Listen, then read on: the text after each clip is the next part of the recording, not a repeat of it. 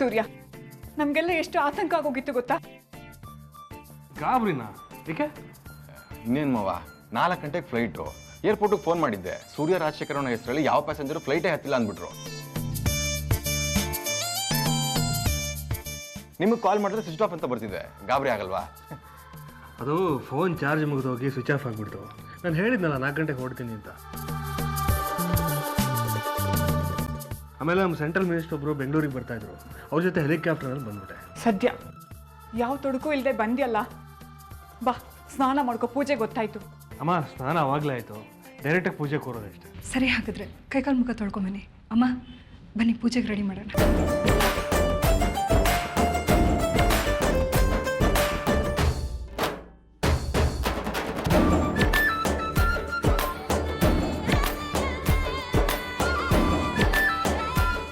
ಒಂದು ಚೂರು ವ್ಯತ್ಯಾಸ ಆದರೂ ಮನೆಯಲ್ಲಿ ಆತಂಕದ ವಾತಾವರಣ ಸೃಷ್ಟಿಯಾಗ್ಬಿಡುತ್ತೆ ಅಲ್ವಾ?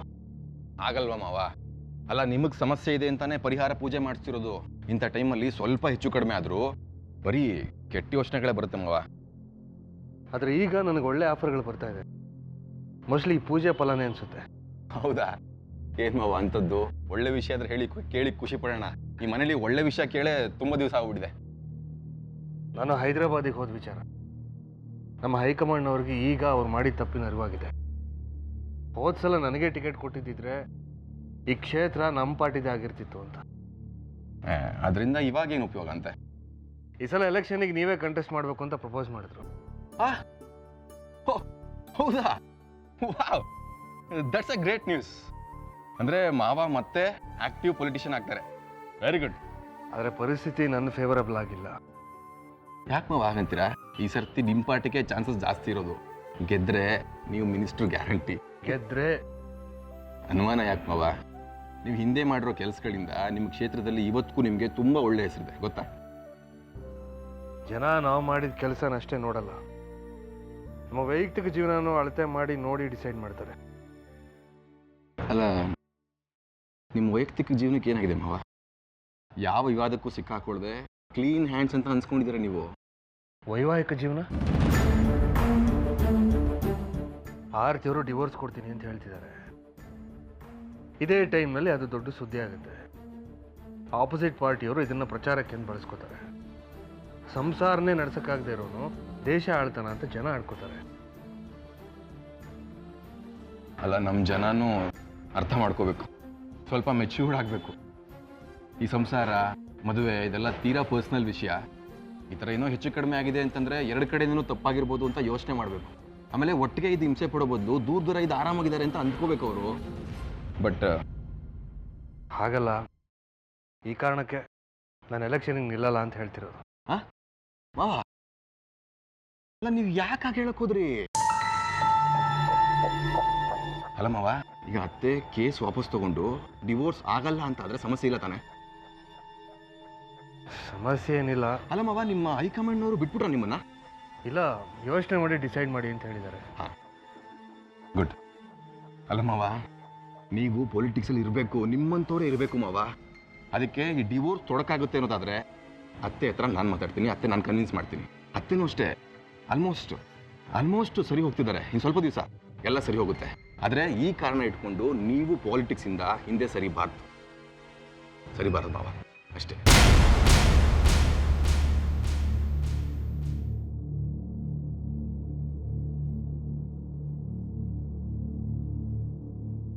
ಎಕ್ಸ್ಕ್ಯೂಸ್ ಮಿ ಅತ್ತೆ, ಒಳಗಡೆ ಬರ್ಬೋದಾ? ರಂಜಿತ್, ಒಳಗೆ ಬರೋದಕ್ಕೆ ಯಾರು ಪರ್ಮಿಷನ್ ಕೇಳ್ತಾರಾ? ಬನ್ನಿ ಒಳಗೆ.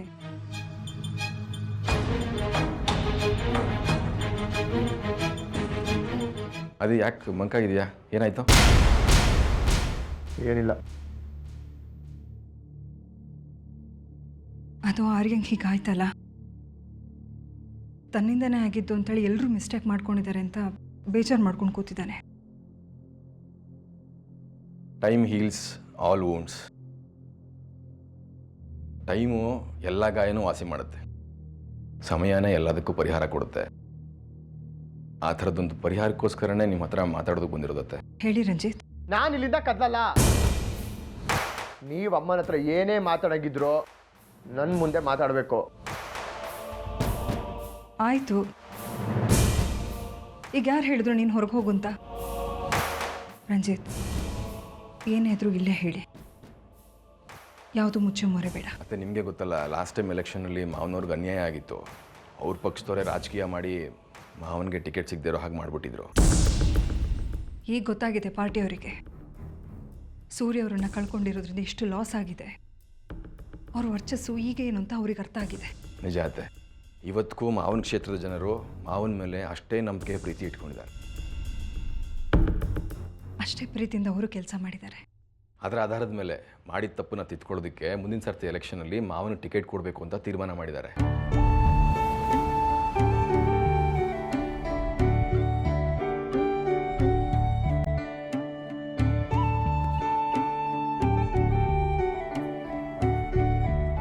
ತುಂಬ ಸಂತೋಷ ರಂಜಿತ್.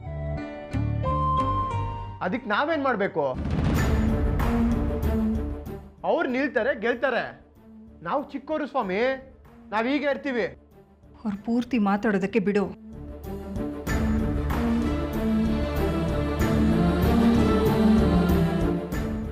ಅತ್ತೆ, ಮಾವನ ಪಾರ್ಟಿನವ್ರಿಗೆ ಮಾವನ ಮೇಲೆ, ಮಾವನ ಗೆಲುವಿನ ಬಗ್ಗೆ ತುಂಬ ವಿಶ್ವಾಸ ಇದೆ. ಈ ಸರ್ತಿ ಮಾವಾಗಿದ್ದರೆ ಮಿನಿಸ್ಟರ್ ಆಗೋದು ಗ್ಯಾರಂಟಿ. ಆದರೆ ಏನು? ಅದೇನೇ ಆಗ್ಲಿ ನಮ್ಗೇನಮ್ಮ, ಇದೆಲ್ಲ ನಮ್ಗೆ ಯಾಕೆ ಹೇಳ್ತಿದ್ರ ನೀವು? ಯಾಕೆಂದರೆ ಮಾವ ಎಲೆಕ್ಷನ್ ನಿಂತ್ಕೊಳ್ಳೋದಕ್ಕೆ ಹಿಂದೆ ಮುಂದೆ ನೋಡ್ತಿದ್ದಾರೆ. ಯಾಕೆ? ಮಗ ಸಸ್ಪೆಂಡ್ ಆಗಿ ಕೂತಿದ್ದಾನೆ ಅಂತನಾ? ಅದಕ್ಕೆ ನಾವು ಓಡೇನಾ? ಅದೇ ಪ್ಲೀಸ್, ಕಾರಣ ಅದಲ್ಲ. ಮಾವ ಎಲೆಕ್ಷನ್ ನಿಂತಾಗ ಅವ್ರ ವೈಯಕ್ತಿಕ ಜೀವನದಲ್ಲಿ ನಡೆದ ಘಟನೆ ಜನರಲ್ಲಿ ಬೇರೆ ಇಮೇಜ್ ಕೊಟ್ಟಿರುತ್ತೆ ಅಂತ. ಖಂಡಿತ ಜನಗಳು ಅದನ್ನು ವೋಟ್ ಮೂಲಕ ತೀರ್ಸ್ಕೋತಾರೆ. ಅಲ್ಲ, ಮಾವ ಎಲೆಕ್ಷನಲ್ಲಿ ಸೋಲ್ತಾರೆ ಅಂತಲ್ಲ, ಮಾವ ಜನರ ಮುಂದೆ ನಿಂತಾಗ ತಲೆ ತಗ್ಸುವಂಥ ವಿಷಯ ನಡೆದುಬಿಟ್ಟಿರುತ್ತೆ ಅಂತ. ಅದಕ್ಕೆ ಬೇಡ ಅಂತಿದ್ದಾರೆ. ಅಂಥದ್ದೇನಾಗಿದೆ? ಜನರು ತಮ್ಮ ನಾಯಕ ಎಲ್ಲ ರೀತಿಯಲ್ಲೂ ಆದರ್ಶವಾಗಿರಬೇಕು ಅಂತ ಎಕ್ಸ್ಪೆಕ್ಟ್ ಮಾಡ್ತಾರತ್ತೆ. ತಮ್ಮನೇನೆ ಸರಿಯಾಗಿ ನಡ್ಸಕ್ಕೆ ಬರಲ್ಲ, ತನ್ನ ಸಂಸಾರನೇ ಸರಿಯಾಗಿ ನೋಡ್ಕೊಳಕ್ಕೆ ಬರ್ದೇ ಇರೋನು ದೇಶನ ಹೇಗೆ ಉದ್ಧಾರ ಮಾಡ್ತಾನೆ ಅನ್ನೋ ಯೋಚನೆಗಳು ಬಂದೇ ಬರುತ್ತೆ. ಆ ಯೋಚನೆಗಳು ಜನರಲ್ಲಿ ಬರದೇ ಹೋದರೂ ವಿರೋಧ ಪಕ್ಷದಲ್ಲಂತೂ ಖಂಡಿತ ಬಂದೇ ಬರುತ್ತೆ. ಅದನ್ನು ಅವರು ಜನರಲ್ಲಿ ಬಿತ್ತೋದಕ್ಕೆ ಪ್ರಯತ್ನ ಮಾಡೇ ಮಾಡ್ತಾರೆ. ಮೊದಲೇ ಜನರಲ್ಲಿ ಸಹನೆ ಸತ್ತು ಹೋಗಿದೆ, ತಾಳ್ಮೆ ಹಾಳಾಗೋಗಿದೆ. ಇಂಥದಕ್ಕೆಲ್ಲ ಹೇಗೆ ರಿಯಾಕ್ಟ್ ಮಾಡ್ತಾರೆ ಅಂತ ನೀವೇ ಯೋಚನೆ ಮಾಡಿಯತ್ತೆ. ಅದಕ್ಕೆ ನಾವೇನ್ರಿ ಮಾಡೋಕ್ಕಾಗತ್ತೆ? ಅಮ್ಮ, ಇವರು ಯಾವ್ದೇದೋ ಲೆಕ್ಕಾಚಾರದಲ್ಲಿ ಮಾತಾಡ್ತಿದ್ದಾರೆ. ಇವ್ರ ಮಾತನ್ನ ಕೇಳಬೇಡ ನೀನು. ಮತ್ತೆ ಖಂಡಿತ ಯಾವ ಲೆಕ್ಕಾಚಾರನೂ ಇಲ್ಲ. ಮಾವ ಈಗ ಎಲೆಕ್ಷನ್ ನಿಲ್ಲೋದು ಗೆಲ್ಲೋದು ಎಲ್ಲ ನಿಮ್ಮ ಕೈಲಿದೆ. ನೀವು ಡಿವೋರ್ಸ್ ಕೇಸ್ ವಾಪಸ್ ತಗೊಂಡ್ರೆ ಮಾತ್ರ ಅದು ಸಾಧ್ಯ. ಯಾಕ್ರಿ ತಗೋಬೇಕು? ಆಗಲ್ಲ ಅಮ್ಮ, ಇವ್ರ ಮಾತಿಗೆ ನೀನ್ ಕಿವಿ ಕೊಡ್ಬೇಡ. ಇವ್ರುಗಳ ಉದ್ಧಾರಕ್ಕೋಸ್ಕರ ಇಷ್ಟು ವರ್ಷ ನೀನ್ ಅನುಭವಿಸಿರೋದೇ ಸಾಕು. ಮತ್ತೆ ಪ್ಲೀಸ್, ಈ ವಿಷಯ ಮಾತಾಡೋದಕ್ಕೆ ಹೈದರಾಬಾದ್ಗೆ ಮಾವನವ್ರನ್ನ ಕರ್ಸ್ಕೊಂಡಿದ್ದು ನಿಜವಾಗ್ಲೂ ನಾಟಕನಮ್ಮ.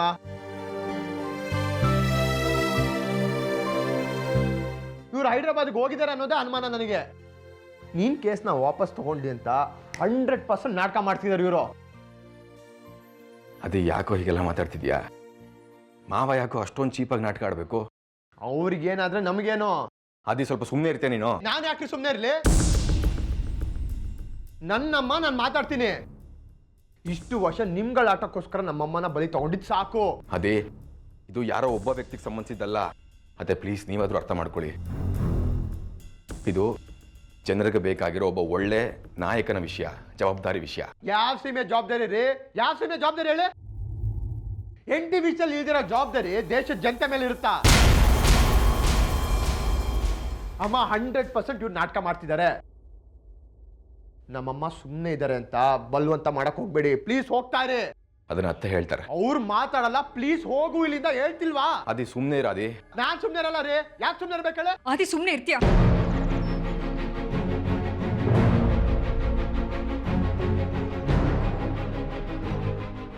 ನನಗೆ ಗೊತ್ತು ರಂಜಿತ್, ಸೂರ್ಯ ಅವರು ಬೇಜವಾಬ್ದಾರಿ ಮನುಷ್ಯ ಅಲ್ಲ, ತುಂಬ ನಿಷ್ಠಾವಂತರು ಅಂತ. ನನ್ನನ್ನಾಗಲಿ ನಿನ್ನ ಭವಿಷ್ಯನ ಉಜ್ವಲಗೊಳಿಸ್ಬೇಕು ಅಂತ ನೀರಜನ್ ಜೊತೆ ಸೇರಿ ನಿನಗೆ ಸಹಾಯ ಮಾಡಿದ್ದಾರೆ. ನೀನಷ್ಟೆಲ್ಲ ಅವ್ರಿಗೆ ಅವಮಾನ ಮಾಡಿದ್ರು ಸಹನೆಯಿಂದ ವರ್ತಿಸಿದ್ದಾರೆ. ಅಂಥವ್ರು ಈಗ ಮಿನಿಸ್ಟ್ರು ಆಗ್ತಾ ಇದ್ದಾರೆ ಅಂತಂದರೆ ಈ ರಾಜ್ಯಕ್ಕೆ ಜನಕ್ಕೆ ದೊಡ್ಡ ಆಸ್ತಿ. ನನ್ನ ವೈಯಕ್ತಿಕ ಕಾರಣಗಳಿಂದ ಇದೆಲ್ಲ ಹಾಳಾಗಬಾರ್ದು. ನಾನು ಈ ಕೇಸನ್ನು ವಾಪಸ್ ತಗೋತೀನಿ Ranjit.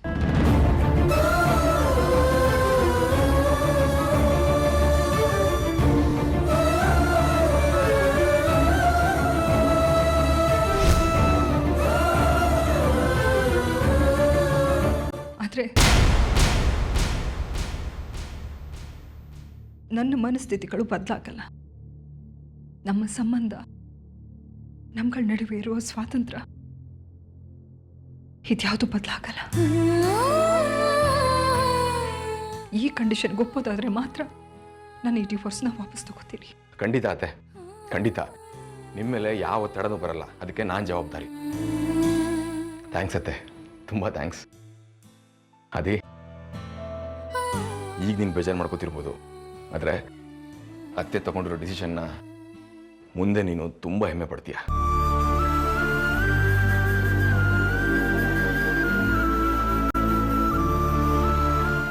Thank you so much ಅತ್ತೆ.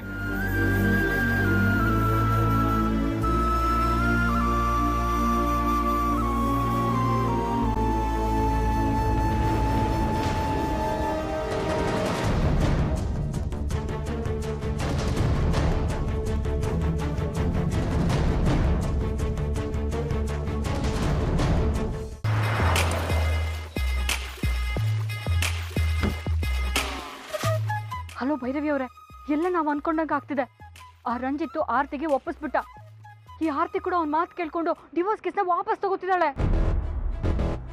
48 ದಿನ ಪೂಜೆ ಮುಗಿದ್ಮೇಲೆ ಈ ಮನೆ ಬಿಟ್ಟು ಆಚೆ ತೊಲಗ್ತಾಳೆ ಅಂತ ಅನ್ಕೊಂಡಿದ್ದೆ.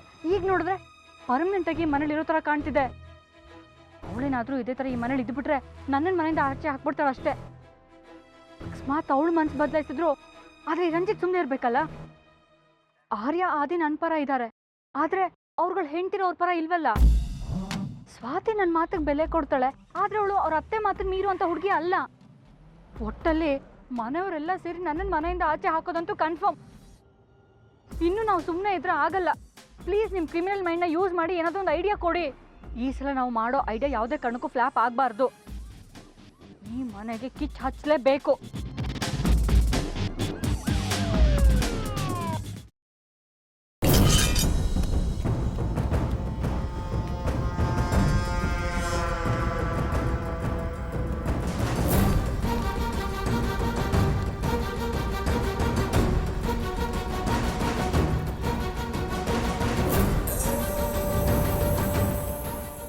ನೋಡಿ ಏನೆಲ್ಲ ನಡೀತಿದೆ ಅಂತ. ಪರಿಹಾರ ಮಾಡೋಕ್ಕಾಗದೇ ಇರೋಂಥ ಸಮಸ್ಯೆ ಅಲ್ಲ ರೀ ಇದು. ಗೊತ್ತು ರಂಜಿತ್, ಸತ್ಯ ಯಾವತ್ತಿದ್ರೂ ಗೆದ್ದೇ ಗೆಲ್ಲುತ್ತೆ. ಆದರೆ ಅದಕ್ಕೂ ಮುಂಚೆ ನಮ್ಮನ್ನ ಹಿಂಡುತ್ತೆ, ಪರೀಕ್ಷೆಗಳನ್ನ ಮಾಡುತ್ತೆ. ಮತ್ತೆ ಎಲ್ಲ ಗೊತ್ತಿದ್ದು ಯಾಕೆ ಹೀಗಾಡ್ತಿದ್ದೆ ನೀನು? ನನ್ನ ಸಿಟ್ಟು ಫ್ರಸ್ಟ್ರೇಷನ್ನ ಯಾರ ಮೇಲೆ ತೋರಿಸ್ಕೊಳ್ಳಿ ಹೇಳಿ? ಹಾಗಂತ ಸ್ವಾತಿ ಮೇಲ ಅವಳು ಇನ್ನೂ ಗಾಬರಿ ಆಗ್ತಾಳೆ. ನನಗೆ ಗೊತ್ತು, ಬಟ್ ಐ ಆಮ್ ಹೆಲ್ಪ್ಲೆಸ್. ಸರಿ, ಈಗ ಸಮಸ್ಯೆಗೆ ಬರೋಣ. ಲಂಚ ತಗೊಂಡಿದ್ಯಾ ಅನ್ನೋ ಆರೋಪದ ಮೇಲೆ ಸಸ್ಪೆಂಡ್ ಆಗಿದೆಯಾ, ಆದರೆ ನೀನು ಲಂಚ ತಗೊಂಡಿಲ್ಲ. ನೀವಾದರೂ ನಂಬಿ ಪ್ಲೀಸ್. ಗೊತ್ತಿದೆ ಆರ್ಯ, ಗೊತ್ತಿದೆ. ನೀನು ಲಂಚ ತಗೊಂಡಿಲ್ಲ, ಬಟ್ ಆರೋಪ ಮಾಡಿದ್ದಾರೆ. ಯಾರು ಮಾಡಿರೋದು ಆರೋಪ? ಅದು ಯಾವನೋ ರವಿ ಅಂತೆ, ಆಟೋ ಡ್ರೈವರು. ಅವತ್ತೇ ಅವನ ನಾನು ಫಸ್ಟ್ ಟೈಮ್ ನೋಡಿದ್ದು. ನಾನು ಅವನಿಂದ ಲಂಚ ತಗೊಂಡಂತೆ. ನೀನು ಅವನ್ನ ಫಸ್ಟ್ ಟೈಮ್ ನೋಡಿದ್ಯಾ? ಅವನು ಎಲ್ಲಿರ್ತಾನೆ ಅಂತ ನಿಂಗೆ ಗೊತ್ತಿಲ್ಲ? ಖಂಡಿತವಾಗ್ಲೂ ಇಲ್ಲ. ಸರಿ, ಫಸ್ಟು ಅವನು ಎಲ್ಲಿರ್ತಾನೆ ಅಂತ ಹುಡುಕಬೇಕು, ಸಮಸ್ಯೆ ಏನು ಅಂತ ತಿಳ್ಕೋಬೇಕು. ಪರಿಚಯನೇ ಇಲ್ದಿರೋ ನಿನ್ನ ಮೇಲೆ ಆರೋಪ ಮಾಡಿದ್ದಾನೆ ಅಂತಂದರೆ ಖಂಡಿತ ಇದರಿಂದ ಇನ್ನೊಂದು ಕಥೆ ಇದ್ದೇ ಇರುತ್ತೆ ಅಲ್ವಾ? ಕರೆಕ್ಟ್. ಬನ್ನಿ ಫಸ್ಟ್ ಅವನ್ನ ಹುಡ್ಕೋಣ. ಆರ್ಯ, ಒಂದು ನಿಮಿಷ. ಐಡಿಯಾ ಗೊತ್ತಾದ ಕೂಡಲೇ ಈ ಥರ ಆರೋಡೋದಲ್ಲ, ಸಮಾಧಾನವಾಗಿ ಬಗೆಹರಿಸ್ಕೋಬೇಕು. ನೀನು ಸ್ವಲ್ಪ ಕಾಮ್ ಆಗು. ಫಸ್ಟ್ ತಿಂಡಿ ಮಾಡಿ ನೀನು ಹೋಗು. ತಿಂಡಿ ಗಿಂಡಿ ಎಲ್ಲ ಇರಲಿ, ಫಸ್ಟ್ ಆ ರವಿ ಅವನನ್ನ ಹುಡ್ಕೋಣ. ಯಾಕೆ ಈ ಥರ ಮಾಡ್ತಿದ್ಯಾ, ಹಿಂದೆ ಯಾರಿದ್ದಾರೆ ಅಂತ ಮೂಲ ತಿಳ್ಕೊಳ್ಬೋದು. ಆರ್ಯ ಅದೆಲ್ಲ ಮಾಡೋಣ, ಫಸ್ಟ್ ನೀನು ಆರಾಮಾಗಿರು. ನೋಡಿ ಈಗ ಸಮಾಧಾನ ಕೂತ್ಕೊಂಡು ಯೋಚನೆ ಮಾಡಿದ್ದಕ್ಕೆ ತಾನೆ ಒಂದು ಪರಿಹಾರ ಅಂತ ಸಿಕ್ಕಿದ್ದು. ನೀನು ಕಾಮಾಗು, ನೀನು ಫಸ್ಟು ತಿಂಡಿ ಮಾಡು, ಓಕೆ? ನೀನು ತಿಂಡಿ ಮಾಡಿದ್ರೇ ನಿನ್ನ ಜೊತೆ ಬರೋದು ನಾನು. ಹೋಗು. ಸರಿ.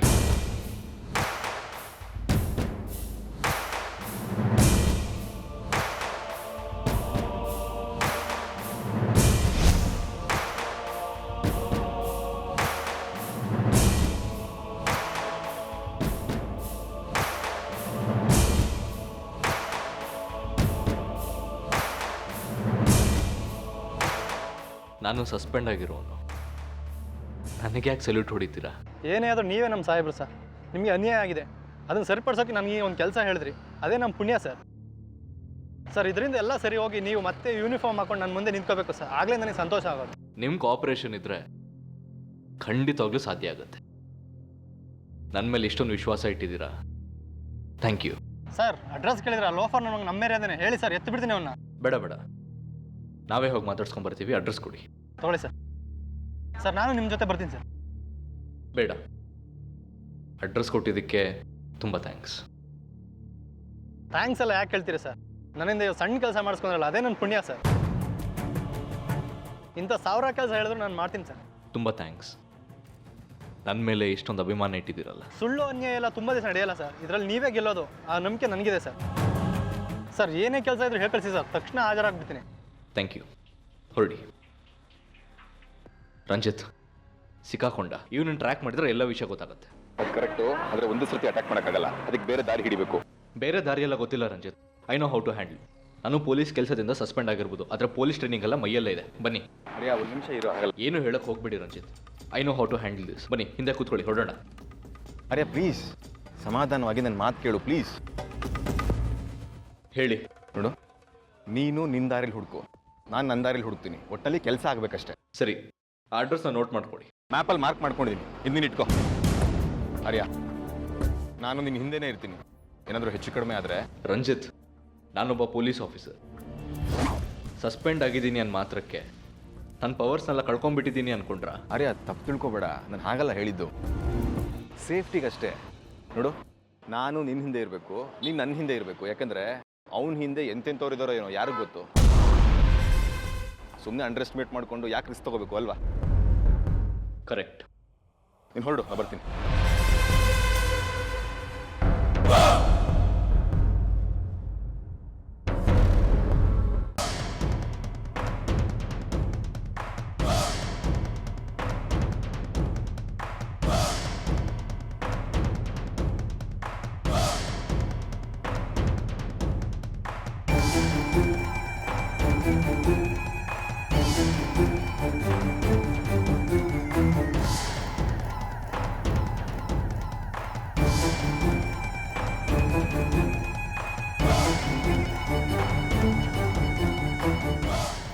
ನಿನ್ನೆ ನೋಡಬೇಕು ಅಂತ ಬಂದೆ.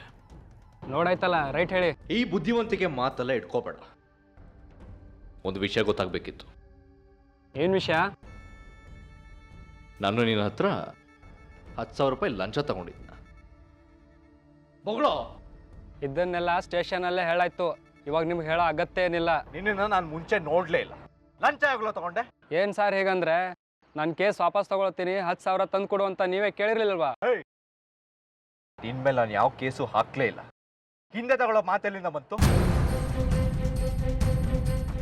ಇದೇ ವಿಚಾರ ತಗೊಂಡು ಕೇಸ್ ಹಾಕಿದ್ರೆ ನಿನ್ನ ನಿಜಾಂಶ ಎಲ್ಲ ಬಯಲಿಗೆ ಬರುತ್ತೆ. ನನ್ನ ಕೇಸ್ ಬುಕ್ ಆಗಿತ್ತು, ಅದರಿಂದ ಹೊರಗೆ ಬರಬೇಕಾಗಿತ್ತು. ಇವಾಗ ಬೇಲ್ ಮೇಲಿದ್ದೀನಿ ನಾನು. ನೀವೇ ಕೇಸ್ ಬುಕ್ ಮಾಡಿದ್ದು ಮರ್ತ್ಬಿಟ್ರಾ? ಆದರೆ ನಾನು ಮರ್ತಿಲ್ಲ. ನಿನ್ನ ಮೇಲೆ ನಾನು ಕೇಸ್ ಹಾಕಿದ್ನ? ಚೀಟಿಂಗ್ ಕೇಸು, ವಿಶಾಲಾಕ್ಷಿ ಚೀಟಿ ಕೇಸಲ್ಲಿ ನಾನೇ ಪ್ರೈಮ್ ಅಕ್ಯೂಸ್ಡು. ಇಲ್ಲ, ಆ ಕೇಸ್ ವಿಚಾರವಾಗಿ ಇಬ್ರು ಅರೆಸ್ಟ್ ಆಗಿದ್ದಾರೆ. ಆದರೆ ನಿನ್ನೂ ನೋಡಿದ ನೆನಪಿಲ್ಲ. ಜೈಲಿಗೆ ಹಾಕೋಷ್ಟೊತ್ತಿಗೆ ನಾನು ಬೇಲ್ ತೊಗೊಂಡಿದ್ದೆ, ಅದಕ್ಕೆ ನೀವು ನೋಡಿಲ್ಲ. ಆದರೆ ಕೇಸ್ ಹಾಕಿದಂತೂ ನಿಜ, ಅದಕ್ಕೆ ನಿಮಗೆ ಲಂಚ ಕೊಟ್ಟಿದ್ದು ನಾನು. ಲಂಚ ಗಿಂಚ ಅಂತ ಪದೇ ಪದೇ ಹೇಳ್ತಿದ್ರೆ ನಾಲ್ಗೆ ಸೀಳ್ಬಿಡ್ತೀನಿ ಮಗನೆ. ಕೂಗಾಡಿ ಏನು ಪ್ರಯೋಜನ ಇಲ್ಲ, ಹೋಗ್ತಾ ಇರಿ, ಕೇಸ್ ನಡೀತಾ ಇದೆ. ಏಯ್, 10,000 ಹಿಂದೆ ಯಾರೋ ನಿನ್ನ ಚೂ ಬಿಟ್ಟಿದಾರಂತ ಗೊತ್ತು. ಬೊಗಳೋ, ಯಾರವರು? ಯಾರು ಅಂತ ಹೇಳಿದ್ರೆ ನಿಮ್ಗೆ ಹೇಳ್ಬಿಡ್ಬೇಕಾ? ಅದೃಷ್ಟ ಇವಾಗ ನಮ್ಮ ಕಡೆ ಇದೆ. ಮರ್ಯಾದೆಯಿಂದ ಕೇಳ್ತಾ ಇದ್ದೀನಿ, ಉತ್ತರ ಕೊಟ್ರೆ ಸರಿ. ಇಲ್ಲ ಅಂದರೆ ಏನ್ರಿ ಮಾಡ್ತೀರಾ? ಯೂನಿಫಾರ್ಮ್ ಇದ್ದಾಗಲೇ ಏನೂ ಮಾಡೋಕ್ಕಾಗಿಲ್ಲ, ಇವಾಗ ಏನ್ರಿ ಮಾಡ್ತೀರಾ? ಹುಲಿ ಯಾವತ್ತಿದ್ರೂ ಹುಲಿನೇ. ಹುಲ್ ಮೇಯಲ್ಲ. ಯೂನಿಫಾರ್ಮ್ ಹಾಕ್ತಾ ಇರ್ಬೋದು, ಅದ್ರ ಒಳಗಿರೋ ಫೈರ್ ಹಾಗೇ ಇದೆ. ಸುಟ್ಟು ಬಿಡ್ತೀನಿ ಮಗನೇ. ಮರ್ಯಾದಾಗ ಹೇಳ್ತಾ ಇದ್ದೀನಿ, ಬಿಟ್ಬಿಡಿ. ನನಗೆ ಒಂದು ಸಣ್ಣ ಗಾಯ ಆದರೂ ಒಂದು ಏಟು ಬಿದ್ದರೂ ನಿಮ್ಮ ಮೇಲೆ ಕೇಸ್ ಹಾಕ್ಬಿಡ್ತೀನಿ. ಆಗಲೇ ಲಂಚದ ಕೇಸಲ್ಲಿ ಸಸ್ಪೆಂಡ್ ಆಗಿದ್ದೀರಾ, ಇವಾಗ ಡಿಸ್ಮಿಸ್ ಆಗಿಬಿಡ್ತೀರಾ ಇಲ್ಲ ಅಂದರೆ.